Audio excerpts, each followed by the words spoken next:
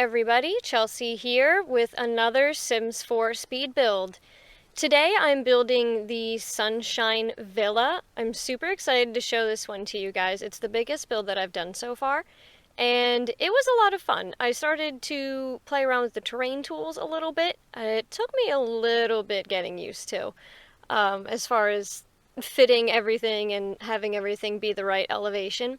I really wanted to try and utilize the new foundations that were added with the Island Living expansion. They're in base game, which is super awesome. So I really wanted to try and use those in this build, and by doing that I was going to change up the terrain a bit so there was more elevation to work that around. And it took me a little getting used to. This build I really wanted to make as bright and sunlight driven as possible. I put in a ton of skylights and tons of windows. This is a really high-end house. I didn't check to see how expensive it actually is in-game, but I'm pretty sure it's a relatively pricey home. It's very big and has a lot of awesome stuff. This is more of a modern build than I usually do. I'm just trying to do a bunch of different styles and different kinds of builds, keep up the variety, and I made it very angular just to play on the skylights a bit. And it took me a little bit to get the size and shape of everything to work out right, but I figured it out. This is what happens when you try new things. You spend a little bit of time figuring things out. But I added so many windows to it because I really wanted the interior to not really need too much artificial light. That for most of the day you don't need to turn on any of the lights at all. You have plenty of light shining in from outside, and it's super beautiful, nice and bright and cheery, which is why I named it the Sunshine Villa. And if you just saw that right there, I don't understand. It's only with those pillar foundations. If you put fences on it, it reverts it back to a normal foundation, and I don't know why. You can change it back once the fence is on there, but for some reason it just automatically changes it back to like the concrete slab. I don't know what that's about. I'm assuming that's just a glitch because you can just change it back. But yeah, that happens sometimes. Don't really know what that's about. But I made the outside yellow and orange because we're going really obvious with this theme. And I made just the exterior match the rest of the foliage in the area. You can absolutely just put this anywhere that there's the similar lot size, but I wanted it to match here. It just felt like it would belong in Oasis Springs just because it's so bright and cheery.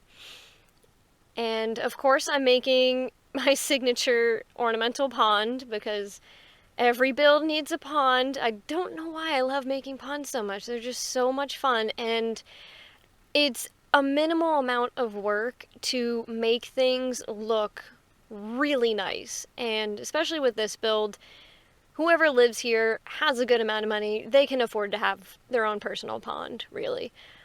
Looking back, I probably could have put some of those jets in here, but again, it's a more natural looking ornamental pond, so I didn't end up going for that.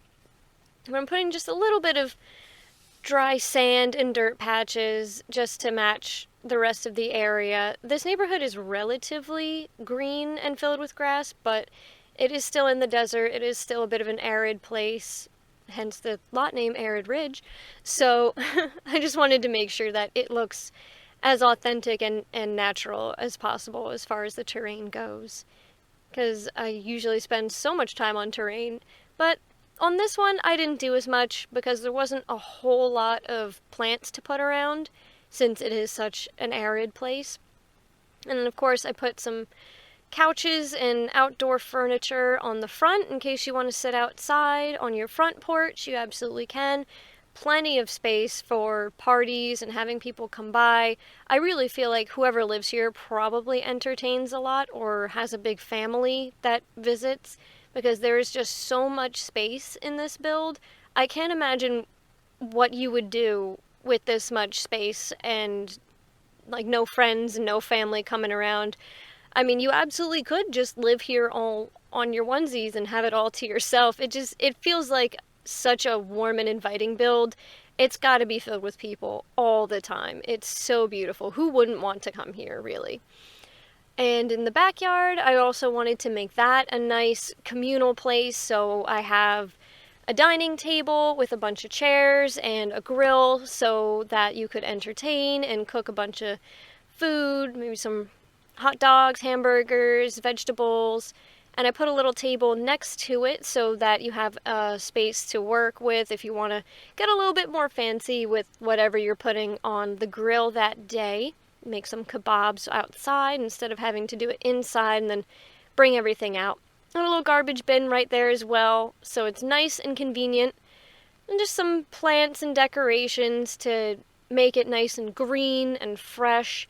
And I keep scrolling through all of these things because whenever I get new packs, I just go right into building, so I don't really know everything that I've gotten. So sometimes in my builds, you'll see me just scrolling through for 5 forevers, just looking at all of the new things that I've got.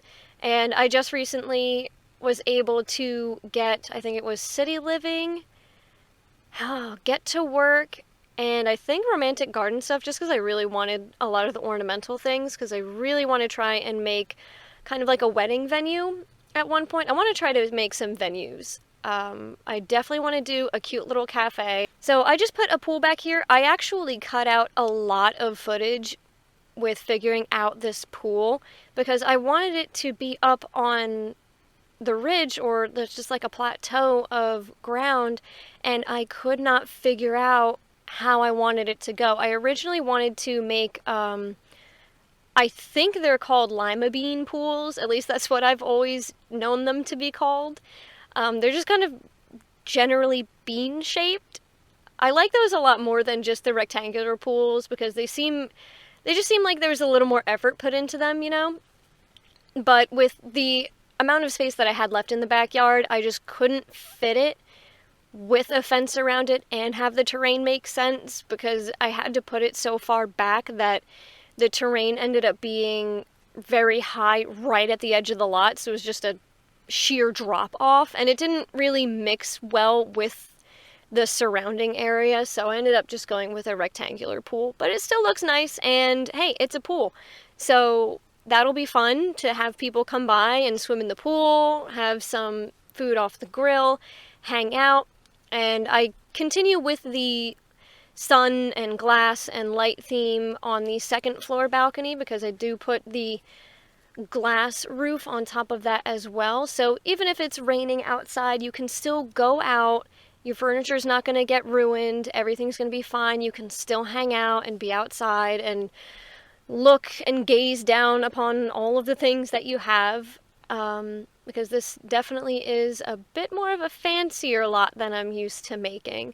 I really want to do some more lavish stuff in the future, which I'm definitely going to do.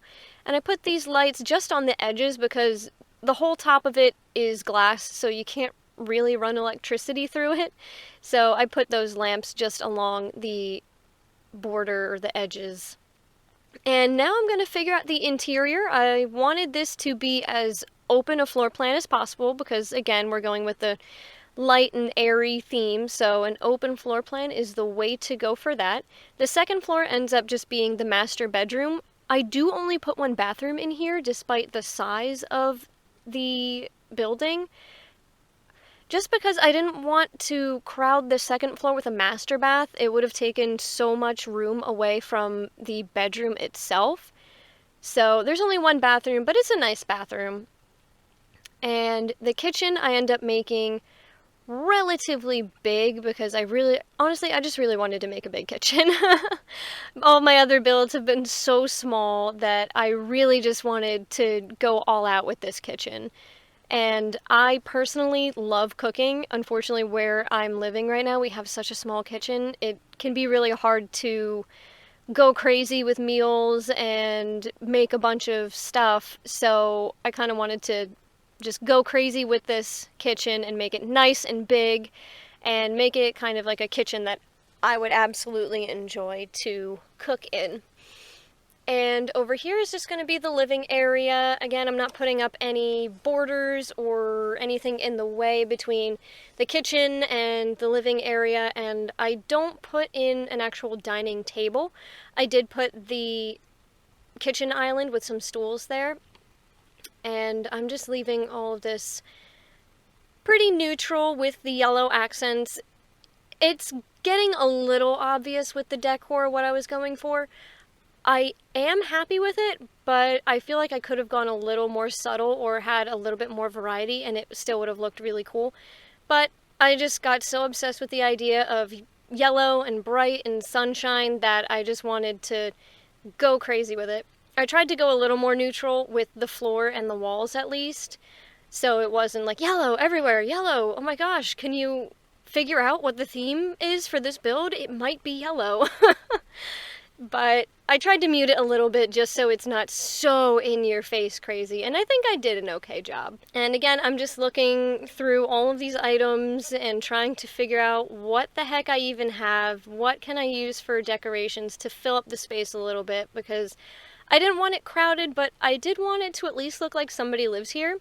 And then I had the idea with these little dividers that are usually found in the restaurants in-game, and use those as just kind of an interesting way to display wall art, so I ended up putting that picture behind it, so it almost looks like the picture itself is round and it's just this statement art piece.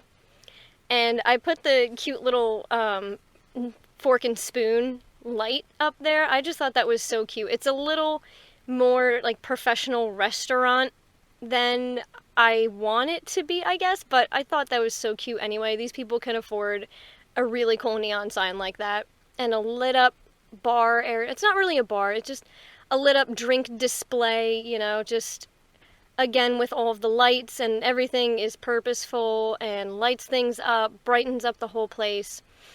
So I'm just putting a little bit of clutter, and I put this awesome coffee espresso machine there because, again, these people can afford that. I mean, not that those are really too expensive, because we have one here in my house that we use from time to time. It's a combination coffee pot and espresso machine, so a little spoiled with that. Honestly, my boyfriend just really loves coffee, so we had to get it when we were able to afford one. It's really cool. So I figured these people would probably like one because I enjoy ours, so they'll probably enjoy theirs. And I'm just filling in the space a little bit, just replacing some of the lights so that they're not just those ceiling saucer lights that I use just when I'm building. I do end up putting them around a bit because they do kind of fit in this build, just kind of like recessed lighting. I feel like that's kind of what they would be. And then just, you know, one or two little yellow lamps. Surprise, it's yellow. The bathroom I do a little bit differently. I do use a lot of black as the accent in there. And I end up doing that for the bedroom as well, just as a bit of visual contrast. It doesn't really darken the build at all, but it definitely adds that nice striking difference between the bright yellow decor and then the black decor. And I ended up just sticking the bathroom in this corner because I didn't really think there was any better place to put it. It is on the front of the house, so that's a little weird, I guess. I could have put it towards the back, but I wanted the entire back end of the house to just be nothing but windows and light coming in. So I just put that room divider there in front of the window just so you can't see into the bathroom. Just don't forget to have that folded out if you're going to use the bathroom. So I do end up deciding to put a little dining table. It's just one of the little cafe tables that I love using the cafe tables so much. Just so there's a little bit more seating area for when your Sims are eating. If they have company over, then there's more than enough room for everybody to sit and eat and enjoy. And surprise, yellow curtains. Up here, I do deviate a little bit from just the yellow and white. I do add the black as an accent color as well, which I think worked out pretty nicely. I do still, you know, obviously focus on the yellow a bit. And this master bedroom is really cool because it's not just a bedroom, it's also kind of like a private lounging area. I do put the desk here with the computer and just the regular stuff you'd expect in the bedroom. There's the bed, the dresser, the sort of office area. Unfortunately, I did have to cut a bit of video from decorating the bedroom just because I don't know what happened, but my laptop just started to freak out and was lagging so bad. I think it was the game. The game was just getting way too bogged down. I had opened and closed my laptop maybe like 3 or 4 times within like 20 minutes just because things kept happening around me in real life. So I think it was too much for it to handle. But you can see I didn't really have to cut too much. And I put a little coffee pot in here because I figured you have a private balcony. How nice would it be to just set that up overnight? And whenever you're going to wake up, like around when you would love to wake up, like 7, 8 a.m., to me, that's sleeping in. To most people, that's probably not sleeping in enough. But, you know, whenever you'd want to sleep in, set the coffee pot for that time. You'll just be woken up by the smell of fresh coffee. You can grab your mug, fill it up, and just walk out onto this beautiful balcony and just love the heck out of life. If you have any suggestions for future builds, any kind of build challenges you would like to see me tackle, definitely drop those in the comments below. I try my best to get to everybody and engage with you guys, so that would be super cool to hear from you all. And this build is available on the Sims 4 gallery. Just use hashtag #TheSimScribe and you'll be able to find it along with all of my other builds. If you download any of my builds and do anything differently to them, I would love to check that out. If you upload them to the gallery, just use hashtag #TheSimScribeTribe and I will take a look at that. And if you have any builds that you would love to just have me check out that you did yourselves, just use the same hashtag and I would love to see what you guys come up with. Thank you all so much for watching. I really hope you enjoyed the Sunshine Villa. If you enjoyed this build, please click like, leave a comment below, and don't forget to subscribe to the SimScribe. I'll see you all next time. Bye!